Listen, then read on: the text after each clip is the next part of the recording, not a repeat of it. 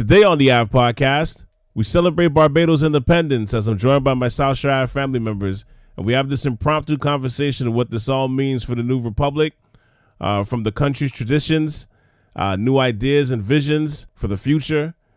A little Mia Motley, in case you weren't aware, that's the Prime Minister of Barbados, and her drive through this whole process of making this country independent.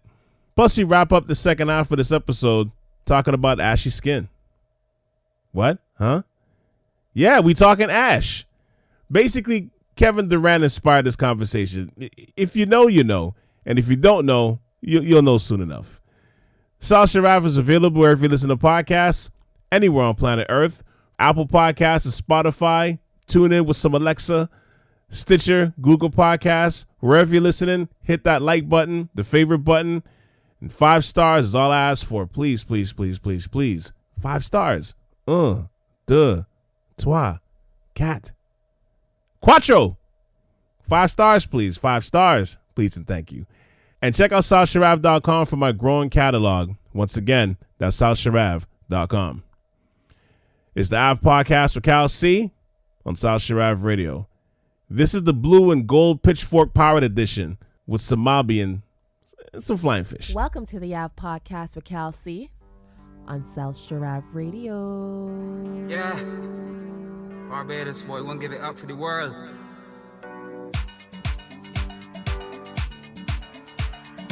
Nothing like coming home to the rock, boy, for real. Come on, let's go. Gem of the Caribbean Sea, one nothing with me. I am a pigeon, I'm a pigeon.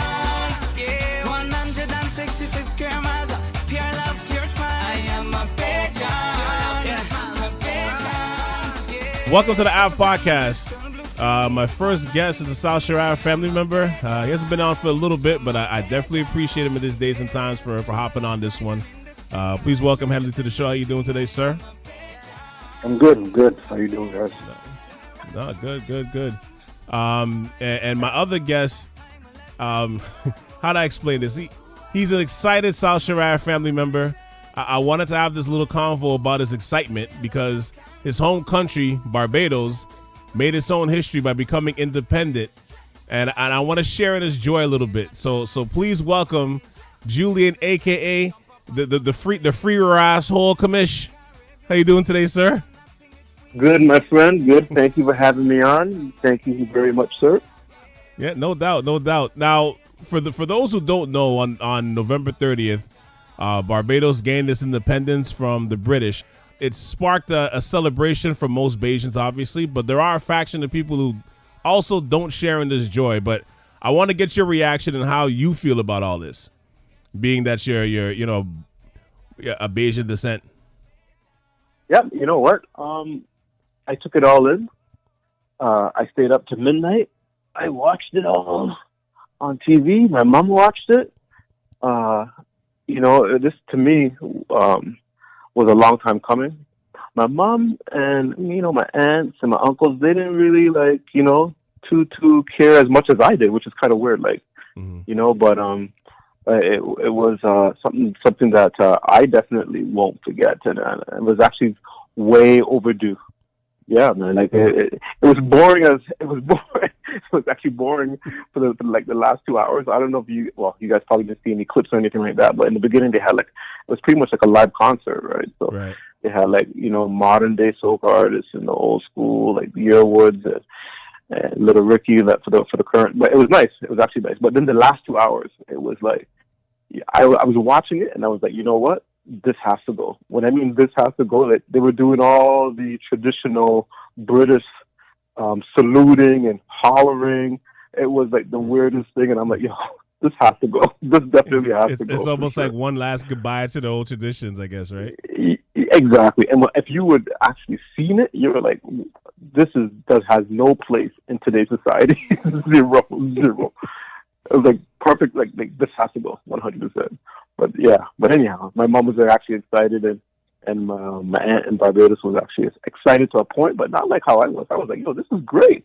Some of the old school heads kind of it's bittersweet for them, right? So, and what exactly was bittersweet to them? But what were you not excited about? I think for them, it was like a lot of memories and a lot of traditions and things that they grew up with. So it was like, it's going to be like different, right? It's like change. Change is weird. Change is always hard, no matter even if it's for the better.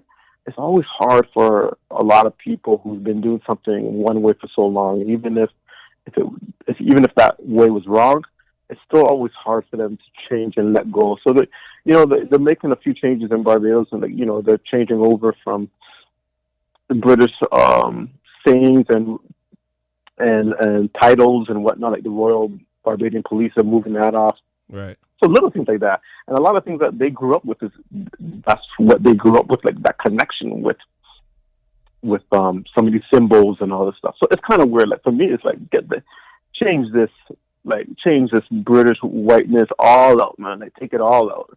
And but for them, they're like, it's like the royal family. Like they like the royal family. They grew up with the royal family. I'm like, man, get rid of this shit. But you know what it is though.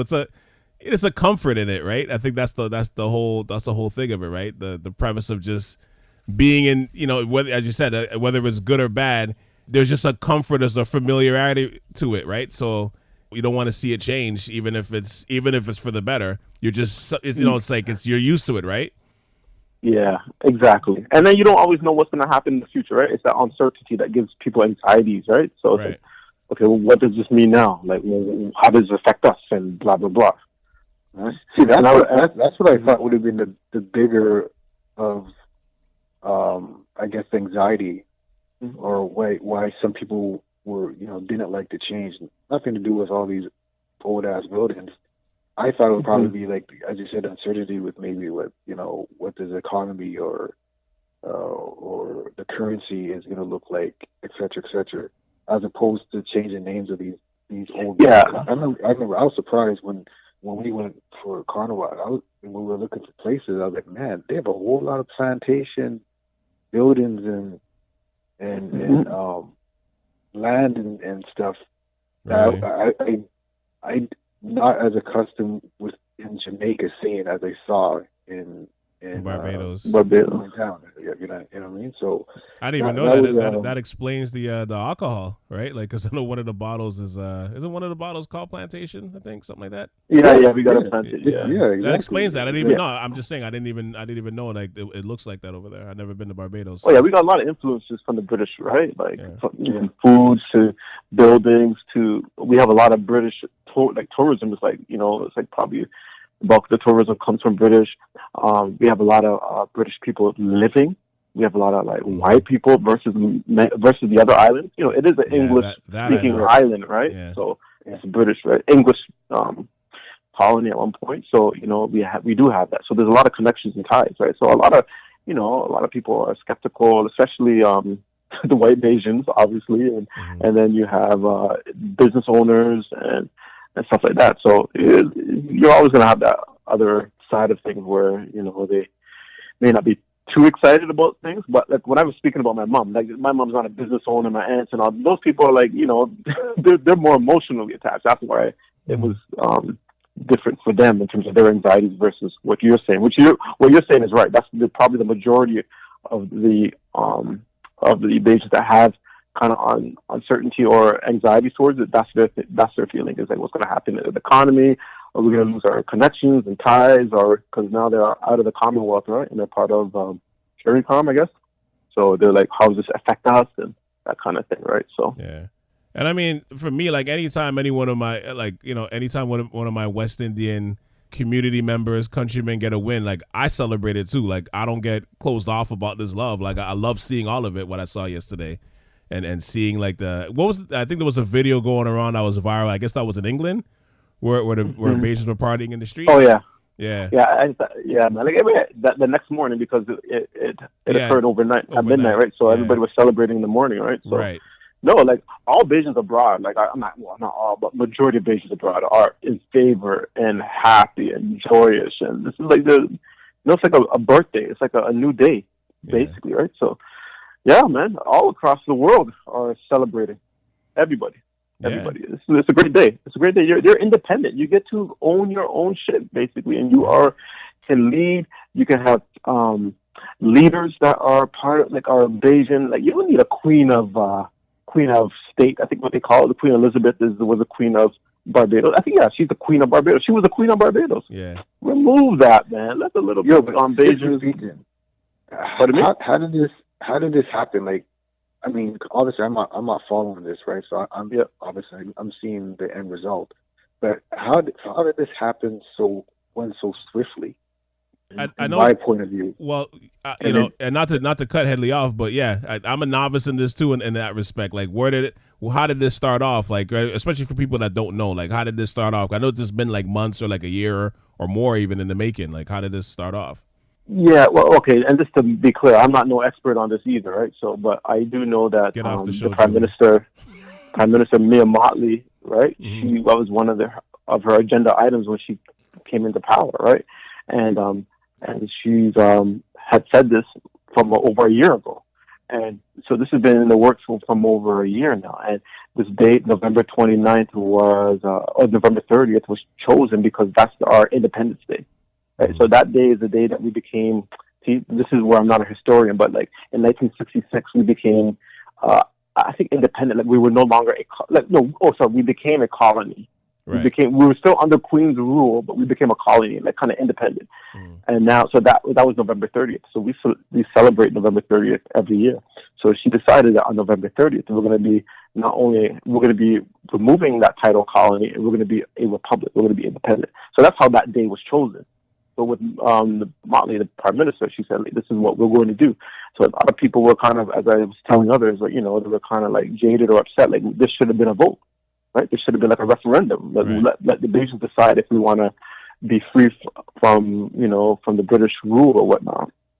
And she was like, no, we're not doing it. We're not doing it. This is what's happening. We're not doing the vote. This is what's happening. And people were upset with that too. So that's how it came to the stage, and when she became power, I think she was in power now for maybe about 2 years. So now this is in the works for a while. Mm-hmm. In the works for a while. What do they have to give up to England for this to happen? Yeah. Well, these have to give up really so this is why I don't know the specifics and details. So I'm sure there might be something that they did, and I don't know. But from what I know, in terms of like I don't know if you're talking like dollars or what that, I don't know. So to me, it was like a friendly. I think it was a friendly transition, like a friendly. I don't know what the word I'm looking for. Passing, like a civil passing. Like he was there. Like Prince Charles was there, and they were all there, and they were like, "Yo, this is going to be like civil. We're going to pass it along to you." From what I know, it was a friendly transition where they were giving up their I don't know ownership of Barbados, if you want to say. From what I know, so but it's probably more behind the scenes, right? But as I said, I'm no historian, politician, and whatnot. But from what I'm reading, it was nothing to the point where we have to pay like that amount of debt to get out. No. And I mean, and this is why we're having this impromptu conversation, right? Like I don't want to make this seem like this is like an educational piece about it, and we're kind of asking these questions out loud on the fly, right? Oh yeah. So yeah. And a lot of things I don't know either, right? So like a lot of things I will have to like look up and whatnot. But I know quite a bit because I've been following it for a while. So, but I hear the skepticism in Headley's voice. What's that? No, I said I hear the skepticism in Headley's voice though. Well, it's always when you do why you trying to hide it. When you do any type of business dealings, there's always something being negotiated behind the scenes, right? So whatever that is, I don't know. But I can definitely say it's nothing significant that will impact the future of Barbados, if that's what you're questioning, right? So that I can pretty much, when I say significant, that means like financially, right? Right. That, from what I know. Because that would have like been loud and clear. Now, what's happening behind the scenes is different. But this prime minister is different. Like, it's not like no other politician. I was trying to explain that to you. She is not no, what do you want to call it? Somebody that can be influenced by money. Like I know what you're saying. Anything, of course, anything. We don't know everything behind the scenes. But from the way she carries on, from what I've seen, she's not your everyday leader. She's a I don't know how to put it, but if you guys haven't seen any of her interviews, she's very outspoken. Not afraid, courageous. Not let it be. Like, you gotta. I wasn't the skepticism in my voice wasn't necessarily questioning her or putting her on blast. Integrity. Yeah, okay. Yeah, her integrity on blast or anything. It's just that when something of this kind of magnitude, and with it being so with such a clean slate and so, it just seems like things don't end in rules go that easily and don't happen that easily. And yeah, you know what I mean? Like it's controversy. Like it's almost too good to be true. And that's why. Yeah, you know what I mean. I was like, this seemed very, very clean and neat, and it's like, and that's why even before I was kind of asking, like, yo, so what are the next steps? Like, how is this rollout going to be? Because so there's not much change. There's not much of a change. Like I'm telling you, like again, I'm not a politician. I'm not on those committees, and I don't know. But from my reading, not really much has changed, right? So. Actually, a lot of white Asians were saying, like, yo, I don't know why we're even doing this. Like, I know why they feel that way, but they're like, what was the point? And they don't understand the significance of the educational aspect, and for the young Black Asians to see somebody of their own in positions of power. You know, the new president is a female Black president. We don't, you know what I'm saying? So the white Asians or white people may not see the significance of it, right? Because it's all subliminal, right? They don't even see any of that's white symbolism. And right? that's a story right there. The fact that there's such a divide between potentially the Black and the white populace or population in Barbados about this, right? That to me is a story in itself, because you're like, like this should be pretty self-explanatory, but for, as you said, with some being so. No, you're right. But you know how it is. I mean, man, like a lot of white people don't see exactly. They don't know what we go through, right? Let's just be honest, right? They don't know, and I'm definitely not speaking on all white Asians. So there's no way I'm speaking of that. So you know, I would say probably the majority of them understand, like in terms of the significance of this transition. Right? I think the majority understands. Of the significance and why do we want it? Yeah, I do. I'm not saying that they understand how it is to be Black. I'm being clear on that. No. I'm saying why this happened. Why me and Motley wanted to have this done, be independent from British. I think they understand that. I think they do. I think majority. But I'm not saying for them to understand how, like, the importance of being Black leaders and all that. No, I'm saying, like, why it's our island now, man. Like, listen, why the Queen has, like, even here in Canada, we still have the Queen. She's still the Queen of Canada. There's no significance in that. There's zero. Yeah. So if it ever came about where we said, you know what, we should look into discussing about being independent of ourselves, I think the British would understand why. Because they don't have no significance in it. Like, not anymore. So that's my point. Like, I'm saying that most of the white Asians and British, they understand why this was important to us. Right? So, I forgot what my point was in terms of. Oh yeah, I wasn't speaking for everybody. Like, I wasn't speaking for everybody. There's a lot that's saying that there's not going to be much change. To your point, so what is it? What's the next steps, and what does this mean for Barbados? I don't think there's going to be many changes, like economically, tourism. None of that is going to be like from what. Well, in terms of economic impact, immediate economic impact, there will be none. Like to the extent where we're like, you're thinking, oh my God, there's going to be import fees and all this stuff. From my reading, I really don't see it as anything to this point. Now, I don't know. I'm not no expert, and maybe down the line in 5-10 years, I don't know. And I don't know the history of other islands that became independent and what impacts they had negatively towards their economy. What is it? Has there been a recent one within the last 20 years of an island that became... Not that I can think of. Not that I can think of, no. Really, eh? So, like, islands, like, yeah, I really like to know, because I looked it up, and, like, I see many islands are independent, right? Barbados isn't the first one. Right. Yeah. So, it's like, I don't know how long those other islands were, and how long, if it impacted them, right? So, I don't know if it will happen to Barbados, but from what I'm reading, it was a friendly trip. Like, I don't know.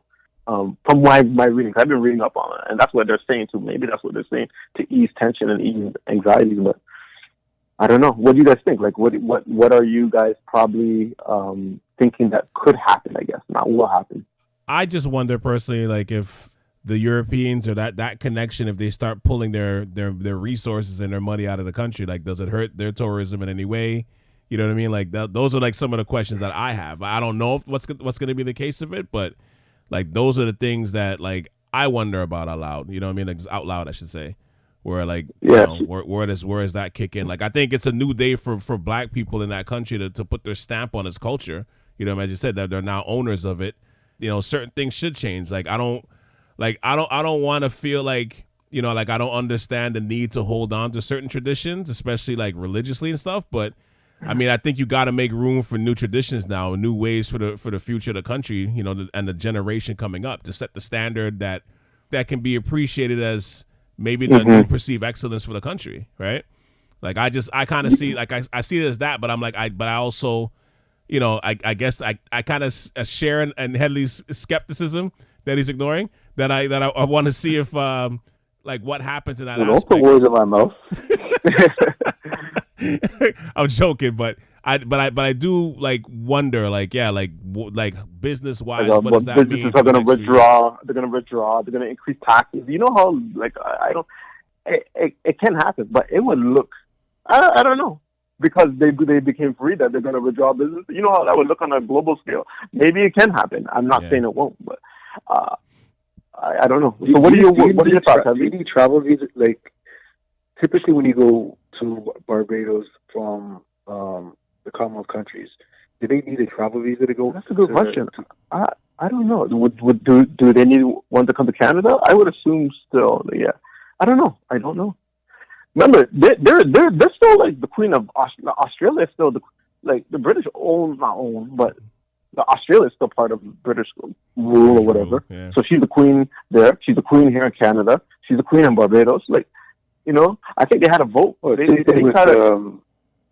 I got married in Aruba, and that's part of Denmark, and yes, and Carousel and all those stuff, right? So yeah, I mean, there's a lot of that influence. But I don't know if it's the same. I got you. The French countries like Martinique and Guadeloupe and all that stuff too is part of the French regime. So yeah, I mean, there's a lot of that influence in the Caribbean islands still, right? Oh yeah, 100%. And there's other British. I think there's a couple of British like ruled, or I don't know what the terminology is, islands still. And British a lot of islands and stuff, right? Yeah, and there was special relationships with Barbados, so that could be jeopardized, right? There's certain things like that, but I guess it's that uncertainty again, right? Like, we'll see how it will be impacted, right, between Barbados. Yeah. I think they're part of the Commonwealth, right? So it's like, yeah. So, and as I said before, like, obviously it's a great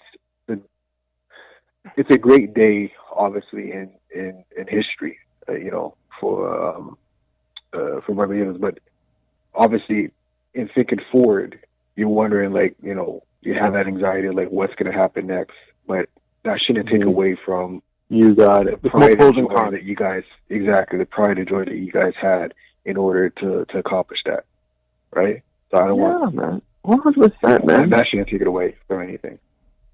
Yeah, no, it's definitely, that's how most Asians are looking at it, right? So, no, it's a day that will go down in history, and it's a day that we can turn the page and kind of say, like, this is our country, our island, and we have our own say and have our own leaders and take our own accountability to everything. It's amazing. They're going to change the and give a better name, a proper name. Yeah, we got some stuff like rum, cockspur, and plantation. Do you have to give back couscous as part of the agreement as well? Cuckoo, sorry, and conkies. No, you don't want to get rid of conkies, bro. You can't do that. No. We don't have to give none of that stuff. That stuff is ours now. We put our own twist and stamp on it. So that's Asian culture. That's Asian. But before we move on, though, like, do you have any fears about what it could mean for the country going forward, or are you just all in? Like, you're just only seeing the positive? Which, I mean, maybe that's why you should look at it, right? Yeah. We kind of touched base a little bit about it, and we don't know what's going to happen and whatnot in terms of, like, how it could affect Barbados negatively. But pros outweigh the cons. So to me, whatever comes down that road is still worth it. Like I don't know what's coming down, but I'm pretty much, from my understanding, that it's nothing going to be dramatically or that would impact the lives of Asians. So it's definitely a day that it's worth taking, or it's definitely worth taking this risk in terms of becoming independent. So no, I, at the end of the day, as I said, this is overdue. And we will, whatever that any barriers that we face from here on forward, is something that we will take care of or handle without relying or needing signatures or signage from the Queen or something. I don't even know if that was still even needed. I think we were pretty much independent as operationally. We were still doing our own thing. It's like Canada, right? Yeah. It's kind of hard to explain, but it's like we're just removing the figurehead. We're just removing that and removing some of the things that's like Royal Barbados. We still have our hospital called Queen Elizabeth. We're not going to change that, but certain things we're going to keep. But it's just a figurehead. You know what I'm saying? It's like Canada. Yeah. Think of it like Canada. We're not going to change. If we remove the British royalty from us, the Queen, how much is it going to change? But now, mind you, Canada is a white country, right? But I didn't want to say that. But you also it's a more independent country too, I would think. 100%, yes. But so 100%. But my point was within the day-to-day lives of Canadians, it wouldn't impact too much here. Yeah.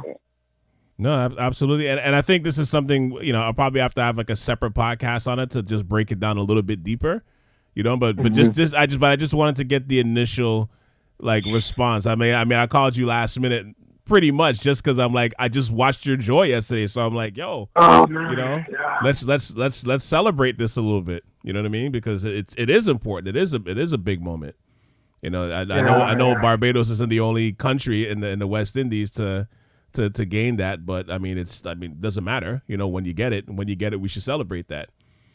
Yeah, man. You got especially when you look at the history of these islands and slavery and Absolutely. How British brought Africans over and enslaved them to work on the plantation sugarcane and whatnot. I was just watching and they said Barbados had one of the worst slavery plantations or whatever you want to call it, where the average age of a slave worker or the slave person in Barbados was life expectancy was 18 years old. And they said it was the worst of all islands and whatnot. So and this is all because obviously there's many great things that the British did for Barbados. So don't get me wrong, but that's part of history too, right? Where it's kind of hard to have that, to know that, and they are still your queen, or somebody you have to refer to. So it's time to move on, man. It's time to move on. Changing of the guard, man. I think it's that energy is out there now. So I think it's a beautiful thing. It is. Oh, don't let. I may sound pessimistic or something. No. I'm not even saying you are. I'm not even saying you are. But I'm just saying, just in general, it's change sometimes is a beautiful thing, and at some point, this needed to happen. So. Oh, it was exactly. As I said many times, it was way overdue. Way overdue. Yeah, it was crazy to see her come down off the plane and come in there. She's 80-something years old. I'm like, what is this nonsense? I'm in my head, why didn't this happen before? Yeah. But see the Prince Charles and you should, man, you got it. If you had seen it, you would have been like, what is this nonsense, man? Just the salutes and the way they were talking and this, it was old school traditional, from the 1800s, and you're like, yo, what is this? It's a goodbye to it's a goodbye to that tradition, man. One last time. Yes. Yeah, exactly. Exactly. When you see it, you start to realize you're like, yo, get this shit out of here. This is not. As soon as she gets on the plane, they're like, Carnival. We danced last night, even before she came on. For the first 2 hours, it was a whole performance and Bayesian traditions and soca music and dancing and joking and whining. So they did all that. So it wasn't we're going to be some type of formal British way for them. No, we did our own thing. So that's the great thing about it. That's the thing. That was the contrast. You saw the first 3 hours and just the music and the people dancing. And then you see the last hour is like stiff back, straight, handguns, loose, talking, hollering. You got it. It was like I was lost. I was like, what is this? It almost sounds administrative. Yeah, it did. It's almost like, I don't know if if you've been to a Catholic church, but it's like a Catholic church, and you're like, oh, mom, you know, like, what is this? You know, I was like, this gotta go. This has gotta go. The contrast was so evident. Like, this is, you know, but is Rihanna basically like royalty now? She always has been, man. She always has been. But yeah, but I guess that's a play on words. Though. Yeah, not royalty, but she's definitely, what is she, the ambassador or something? Mm-hmm. I don't know, but that's for her. That was huge for her too. Yeah. This day is gonna go down forever, and she's there to sign off and speak. You know what I'm saying? You know how significant this day is? Like, and she's there. Oh my goodness! Like for her, it's a huge accomplishment or accolade or whatnot, because this is going to be in the history pages for every Barbadian to read as kids when they grow up. Yeah. Blah blah blah.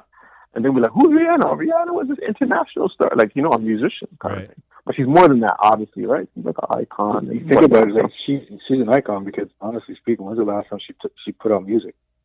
Yeah, that's true. Yeah, she's doing her Fenty and all her makeup and everything else. I saw something that is she worth $1 billion now? She is. I wouldn't be surprised. Yeah, I believe she is. I think she is. I think I read something that she is now. Yeah. And I give her respect, because she always, you know, we have a street named after her and all that stuff. She comes back home to Barbados, and it's not like, you know, she's like forgetful and gone. No, she's there all the time, and she's, you know, when it was like vaccines and whatever, or like ventilators, she's buying them, sending them to Barbados. So she's doing like, yeah, you know, her family's still there and all that stuff. And dad, dude, it's crazy. When I did obviously I went with you, but then I went with the family. We went on a cruise, and one of the stops was there, and you know, we went to the Fenty house where she grew up, and it's like her place is a museum. Yeah, wow. Yeah. Like it's surreal. Yep, yeah. That's how big she is. That's how big she is. Now does Joel Ward move up the ranks as well in the Barbados up the Barbados chain of command now? I'm only half joking, to be honest with you. I'm only half joking, but go on. No, he if he had more chance, the problem when you're an athlete like that, you don't have no time to travel or do anything, right? So he could be a lot bigger than he really is in Barbados, but no, he doesn't. I wish I could say he moves up the ladder, but that'll come. I think we got to create a hashtag to make this happen or something. We got to make this his face in Parliament or something. We got to make this work, Julian. Yeah, I gotta say, he did tweet something about it, and he got like 1,000 something retweets. Like, so we like retweets and likes and stuff like that on like that on last night. So on the Independent. So no, he's up there, man. He has his rep. He's up there. Oh, I know he does, but I'm just saying now that this happened, let's get him up further now. Like I feel like there's an opportunity to get him up the ranks now. You know, right behind Rihanna. We got to make this happen somehow. Yo, if you can pull that somehow, then we would love to hear your game plan to that. And if I do come up with a game plan and that works, I get the right to pick rename one of your bottles. I absolutely get the opportunity to do that. You can start off with Hotspur. Rename that. Done. Done. Nah, for real, you guys got some weird names. Okay?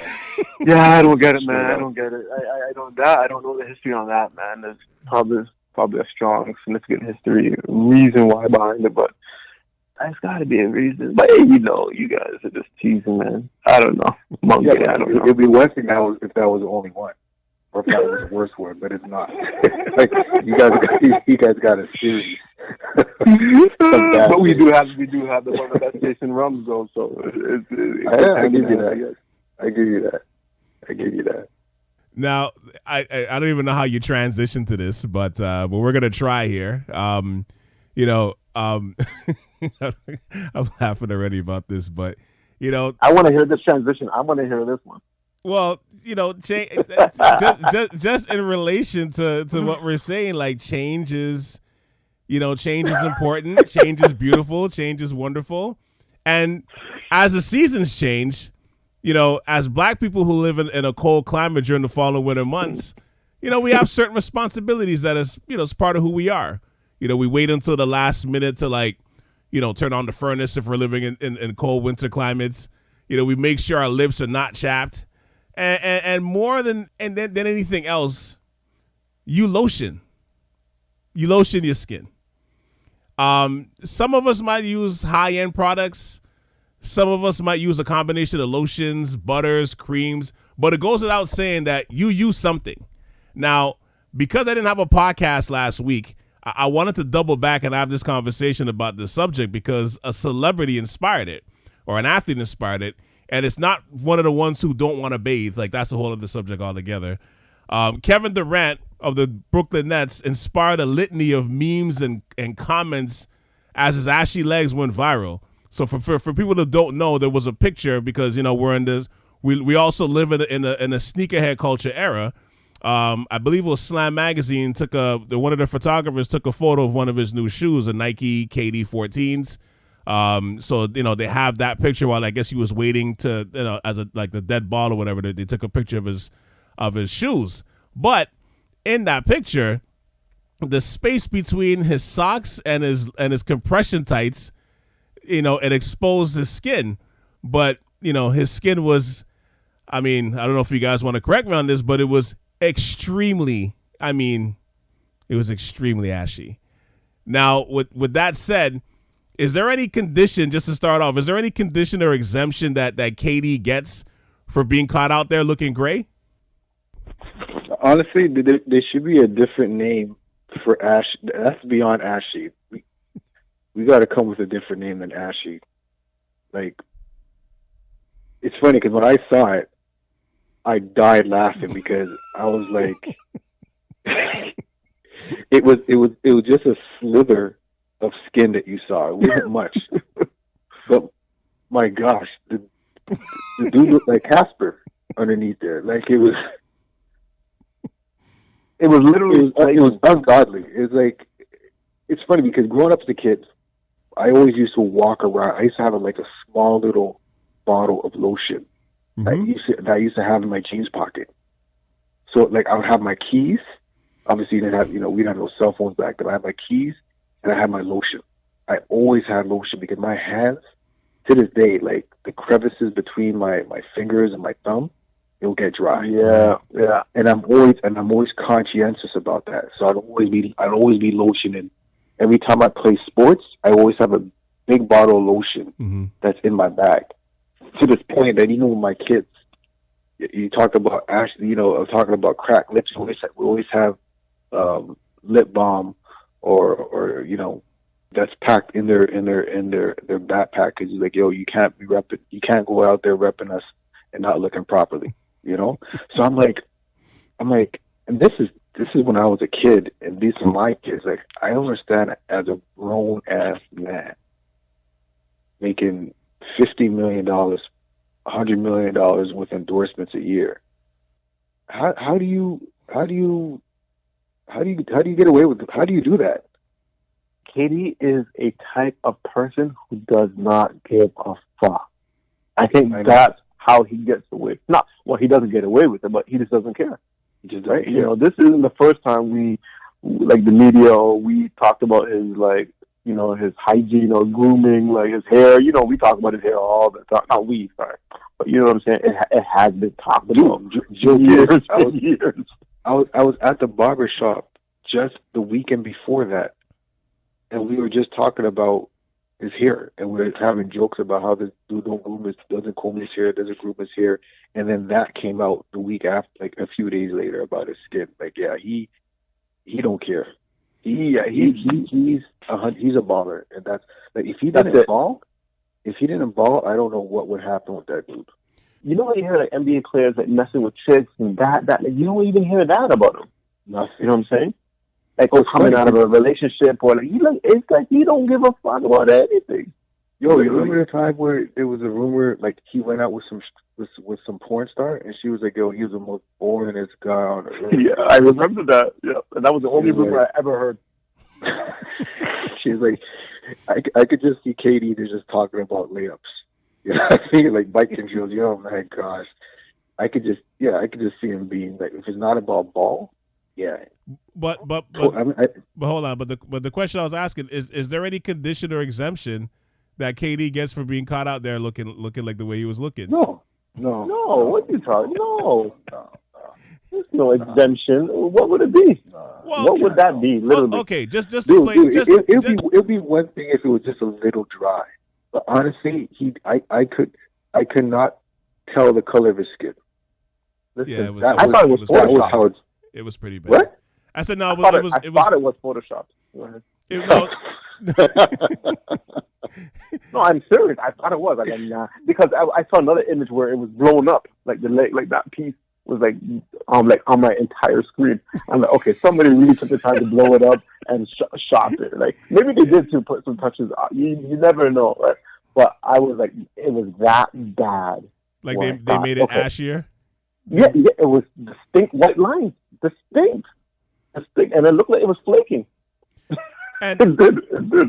Like the only defense I can come up with him, and I'm not trying to defend him, but just to play devil's advocate, I'm thinking, okay, in defense of him, cold arena, maybe he didn't, he walks from the hotel to the bus. Most of these guys sometimes are coming off this thing in flip flops. The bus goes right underneath the arena, so maybe he's not thinking about the levels of it, because he's not outside much. Aren't you playing ball? You're supposed to be sweating and hot, right? So but that don't matter. No, that don't matter. That don't matter. But what I'm saying is, like, maybe that part, the separation, that little separation, got exposed too much in the cold arena. But at the same time, it's the kind of dry where it's like, I don't even know if applying cream is enough.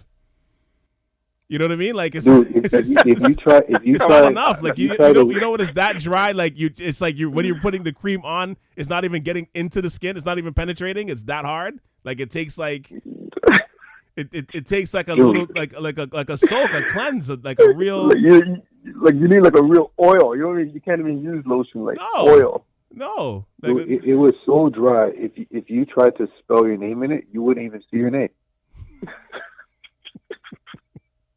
It would be just white over white. But to answer your question, like, or to comment what you just said, it don't matter. Like, when you're living he's from like DC, right? So they get like a little bit cold in the wintertime, like, like 0-1 degrees. So, for all black people, we know in the wintertime, cold, hot showers coming out, your skin's gonna like flake or get dry, right? That's a given. And if you're an NBA player, you're playing in Brooklyn, New York, it gets cold winters, you're in the change room, you're changing, and you're going out on the floor, you gotta lotion up. Like, when I play pickup, like, I'm in the wintertime, I'm lotioning up, like, before I go on. Like, it's clear. He should have 50 packs of cocoa butter at any given point, that at any time is anywhere in the Barclays Center. Like there should be people like there should be like a cream man. Yeah, honestly, I'm surprised they didn't come out and try to give him an endorsement. Listen, the man doesn't, like, Palmer's didn't come through for him. Like, you know what I mean? Listen, the man does not care heavily. Listen, his hair, it's been talked about for years. I thought for sure the next day it will be brushed or cut, lined up. Nothing. I guarantee, like, I haven't seen him play since the pick versus the Ash, but I guarantee you he ain't doing nothing.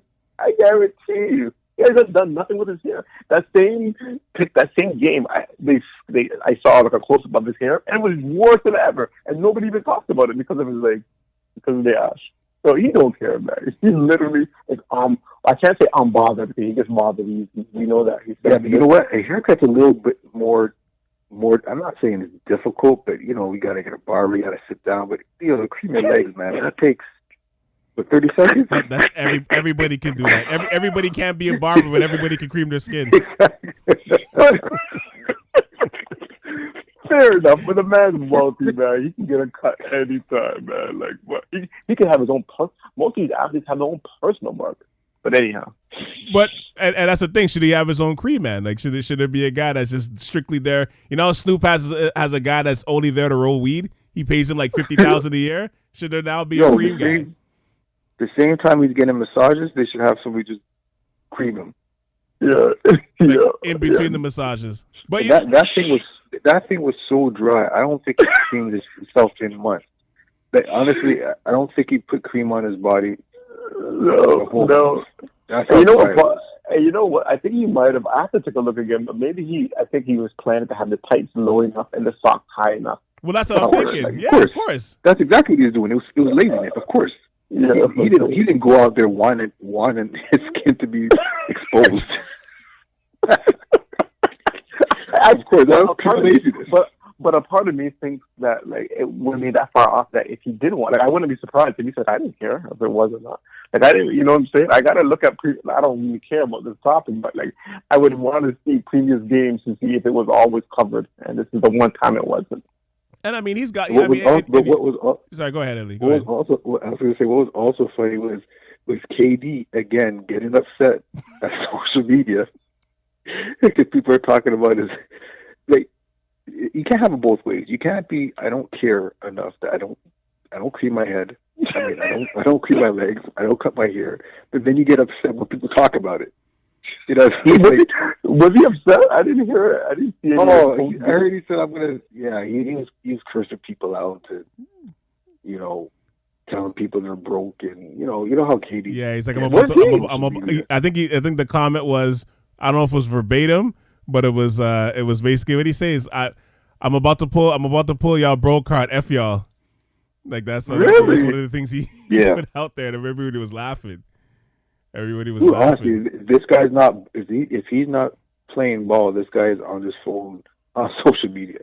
No, but wow. I mean, for him, I mean, he's got to know to your point, Julie. He's from Princess County. Like, you got to know the responsibility of just being dark skinned. It's rigorous work to keep this skin maintained. You gotta, you gotta always cream. You gotta cream your hands. You gotta get to your forearms.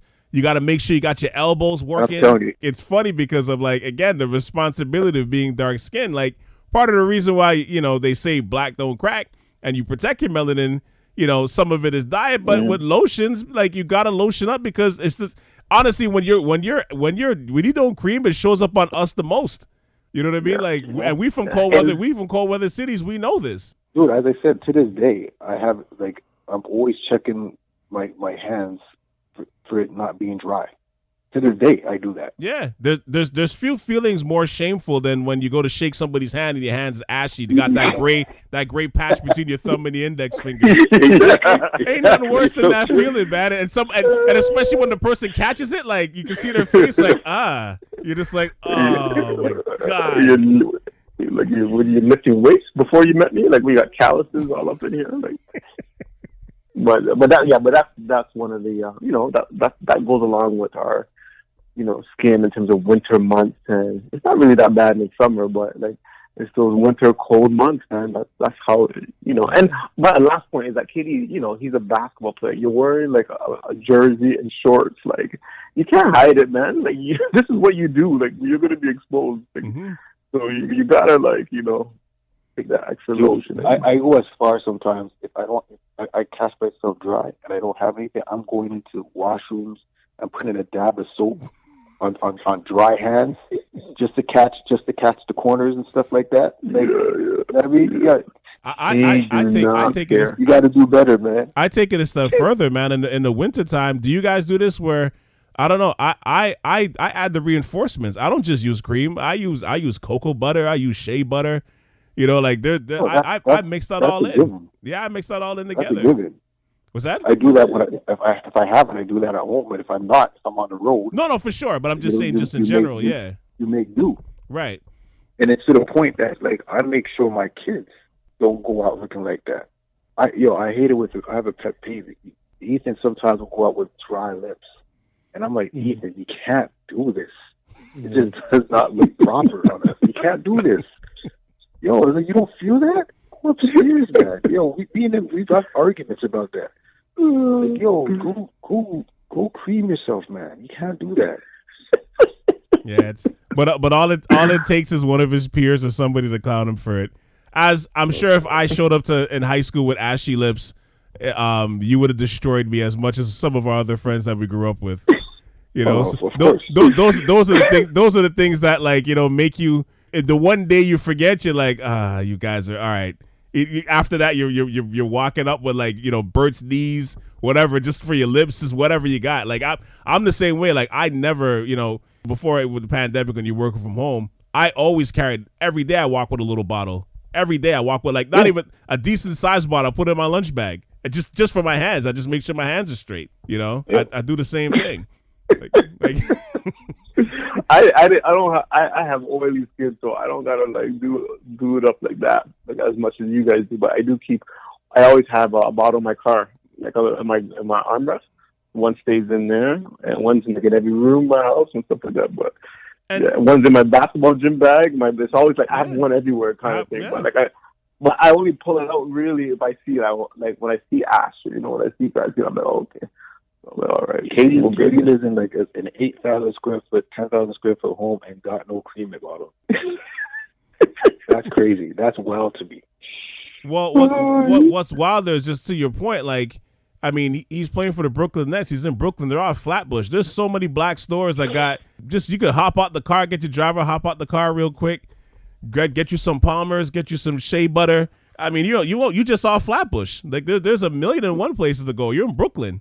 Honestly, I'm surprised nobody came. You always see something like this happens, and then there's some endorsement. They're like, "Oh, we're going to give them a year's worth of supplies of this, and that free pub." That would be insulting. Yeah, that would be. I was about to say that. I thought you were going to say, "I'm surprised that no other player on the team said what the fuck, get back into the change room."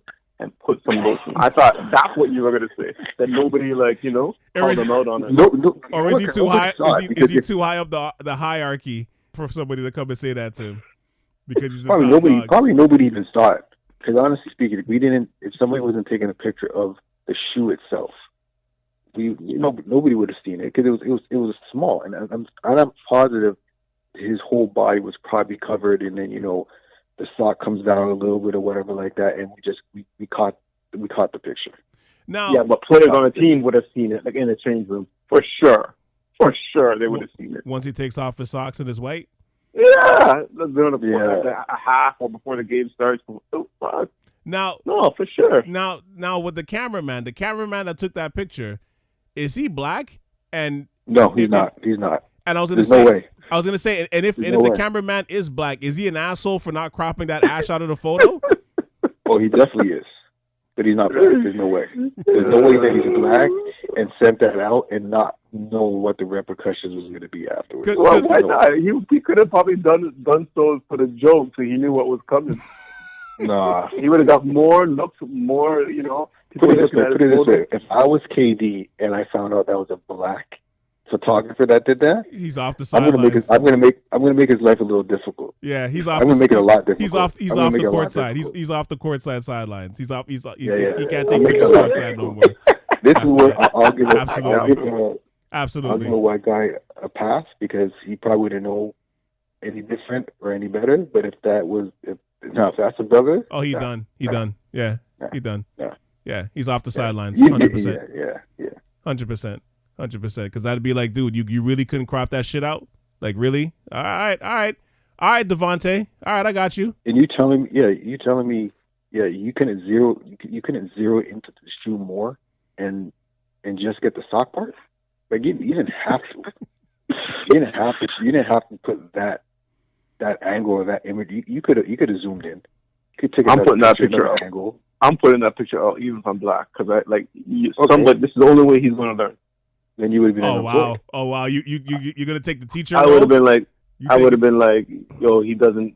He's been called out many times about combing the BDBs and the naps, and he hasn't done it. Like, yo, I'm gonna put this out, man. This could be jokes. I would have done it. Unless there's not gonna be no repercussions on that. Like if it was for real reality, if he was black, KD's not gonna have him removed like that. Yo, KD seems a little petty to me. He does. You never know, but I doubt it. I would have went straight to the media right afterwards. Katie just got me fired for this picture. I would have done that. No, that's what I'm saying. You would never work again, Julian. Never work again. I just said he's gonna make he'll make his life difficult. And trust me, if you go do that, you're gonna make your life even worse. Like he already made my life difficult, like that. but he fired. Like he got me removed. What are you gonna do? Of course, you never work I'm again. like, yo, this guy's true petty. I was trying to get onto like First Take and all those shows and try to get on there and make sure that they all know, yo, this guy just got me removed for taking a picture. All I did was take a picture of the shoe. He's petty. But then I would have gotten the job immediately right afterwards. I laughed that that's the role you would have taken. I think even some people in your family would have been like, yeah, Julian's an asshole for doing that. You got the hard lessons. Sometimes you got to learn the hard way because you ain't learning the easy way. So with that, do you think he learned the lesson? He didn't. I don't think so. I got to see. That was Julie. I mean, sorry, that was going to be my last question. Actually, like, do you think he learns from this? Do you think he stays with with the Palmers in his bag now? Yeah, but you still got to try. You might think still got to try. I think all he does is that now he'll cream his shins. I don't think he's creaming his whole body. No. There's no way. I don't think he's creaming his whole body. Baby steps. Because he might just cream around his shins, and that's it now. Yeah, because I mean that's the cream thing. I don't care who you are, what age you are. Anybody that comments on you having ashy skin, you feel it a certain way. So I'm just saying, like, with his rabbit ears, I'm wondering if he stays creaming at this point now. I do legitimately wonder if he stays with a Palmer in his bag.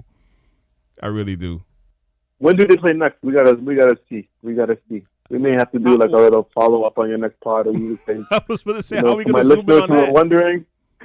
For my listeners who listened to my last pod. Oh man, who was at a friend of mine? He's wearing ankle socks, and I'm like, dude, you can't wear ankle socks and not cream the ankle, son. I shouldn't. Especially the ankles. Did he have the gray circle around his ankle bone? Especially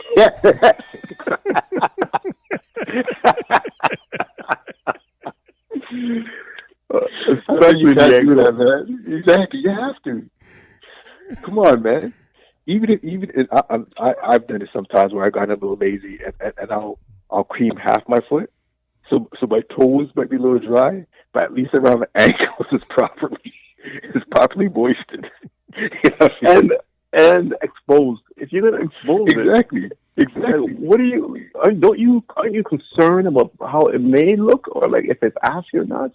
I'm so self-conscious. I'm so self-conscious about ankle socks. Even in the summer, I put shea butter around my ankles just to make sure that part isn't ashy.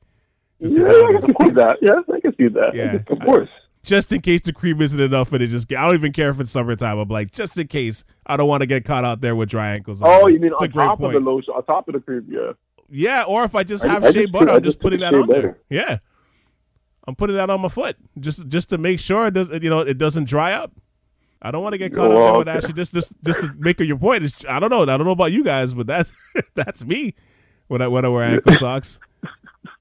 That's why I'm liking the gray circle on the ankle bone. I honestly, I definitely put shea butter around the ankles because sometimes you might be out and you're walking, right? You might brush up on something and you hit a corner and then all of a sudden you hit a corner and now you got this nice bright white line on it. You're self-conscious about that, man. Are you spit shotting your ankle at that point if you get that road rash across your thigh? I mean across your ankle. I'm definitely going to act like I'm tying a shoelace and do it a little and wipe that off. You have to, man. Yeah, I wonder if he learns from this. Like that, the hair thing. I mean, whatever. But I'm like, that one hits a little different. And I wonder if he learns from that one. I do wonder. Yeah, I don't think so. But to me, I know you guys are putting it on a lower level, but the hair thing to me is big to me too, man. He hasn't learned it. He don't care. Come on, man. You can't go outside. Like, when you let your phone go outside like that? Like on TV? No, of course not. Come on. Of course not. Come on. Inside your own home or whatever, that's different. But you're going on national TV and you already know you ain't really capped to that level where people think you should be, and you're not going to do anything about it. To me, it's like, yo, just get a cut, like, or just brush it or something. It's been ongoing for years. Like, he don't care. Like, maybe there's freedom in that for him at this stage. He's like, I'm KD. I'm a heavy multimillionaire. I'm one of the greatest players ever. All I care about is basketball. Why do I give a damn? Yeah, maybe there's freedom in that for him. There's clearly that, because you cannot be that confident and working a regular job and going out with hair like that. Oh, regular job. Yeah. The money definitely gives you a sense of security. 100%. 100%. And he probably, like, you know, people talking about it to him is probably like losers. Like, why like us? Like, why are you guys even talking about this? Like, like, I'm making money, man. You got to worry about blah blah blah. He don't care, man. I'm telling you. It's funny how he went from somebody who don't care, or he acts like he doesn't care. Yeah. But earlier in his career, he was all about pleasing. Yeah. You know what I mean? With his OKC, and then all of a sudden, when he went to Golden State, he just turned into, like, you know, the enemy, so to speak. Mm-hmm. Yeah, maybe something happened in his life, man. People change. Honestly, I mean, we're getting a little away from the topic, but honestly, there's something, I don't know, there's something about his personality. Yeah, he's definitely different. That's the part of the question. Yeah, definitely different. It would be funny if after all this, like, the real truth is he just forgot to cream that day. He just got caught on the wrong moment. And now everybody's running his life down because he missed a spot. That would be hilarious if that's like the actual truth. He's like, I can't believe I'm getting booked for this. I cream my skin every day. I forgot. My God. Like, that would be hilarious. But the reason why we don't believe that is because we see his hair. We see how he presents himself. We hear how, you know what I mean? So that's where we're like, it doesn't surprise me this happened to KD. And the level of all you and the level of all people. The level of dry is what I think it's on another level where it looked like smoke. Honestly, some of the memes I saw, I was dying. Baby powder, or he left baby powder on his ankle. I think I saw some tweet where it's like he took LeBron's powder cloud and rubbed it on his leg. Like, I saw something for that too. Black Twitter is the best. We should probably wrap this up about now. But but thank you guys for hopping on this edition of the Ave Podcast, man. I just, you know, about the Barbados, you know, conversation, the important conversation, and the lighthearted topic of how you handle your black skin. Yeah, man. No worries. Thank you for tuning in to the Ave Podcast today. And shout out to my South Shore family members, Julian, a.k.a. Juice Kamish, and Headley for hopping on to celebrate the Barbados independence and having that dry skin convo. I appreciate the support as always. The next episodes will be breaking down the Harder They Fall movie. Now that there's been a little bit of time, we can do a proper review. Some time is sunk in now. And for you NBA fans, we'll be breaking down the first third of the NBA season. And we're going to squeeze in a couple more episodes before 2022 hits. So stay up for all of it. Continue to hit that like button, the favorite button, rate, review, and subscribe. And check out SouthShoreAve.com for all things South Shore Ave. Once again, that's SouthShoreAve.com. For Headley and Jules and Kamish, this is Cal C. And you just tuned in to the Ave Podcast on South Shore Ave Radio. All right, until next week, peace. We out. Have a great weekend.